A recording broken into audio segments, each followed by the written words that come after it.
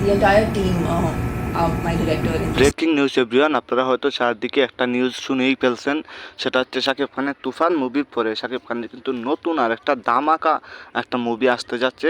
সেটা হয়তো আপনারা চারদিকে শুনেই ফেলছেন, সবাই হয়তো এই নিউজটা পেয়েই গেছেন। তবে সবচাইতে যে গুরুত্বপূর্ণ বিষয় আবার বলে রাখি, এই মুভিটার নাম হচ্ছে সাহেব আর কি। সো এই মুভিটার পরিচালক হচ্ছেন মালেক আফসারি, যে কিনা হচ্ছে অনলাইনে খুবই জনপ্রিয় বা খুবই ভাইরাল বলতে পারেন, যে এখন হচ্ছে কন্টেন্ট ক্রিয়েট করেন আর কি সেই মালেক আফসারি। তো সেই মালেক আফসারি অবশেষে জানালেন যে এই মুভির নায়িকা কে হতে যাচ্ছে। ভাই, নায়িকা শুনেন তো আপনারা একদম রীতিমতো অবাক হয়ে যাবে। আফসারি বলেন, বাংলাদেশে এর আগে এইরকম ঘটনা কখনো ঘটে নাই, সেটা আমি ঘটিয়ে দেখাবো। সো মালেক আফসারি কিন্তু তার বিষয়টা ক্লিয়ার করলেন যে নায়িকা হবেন তামান্না ভাটিয়া, তেলেগু বা তামিল সিনেমার জনপ্রিয় নায়িকা আর কি, হায়েস্ট পারিশ্রমিক নেওয়া নায়িকা বা খুবই সুন্দরী একজন নায়িকা, সেটা হচ্ছে তামান্না ভাটিয়া।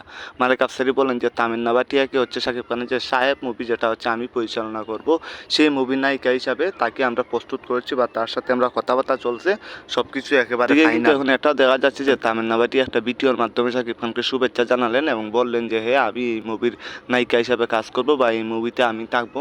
সেটা কিন্তু তামান্না ভাটিয়াও স্বীকার করে নিলেন। তো বোঝাই যাচ্ছে যে 2025 সালে খুবই ধামাকা হতে যাচ্ছে।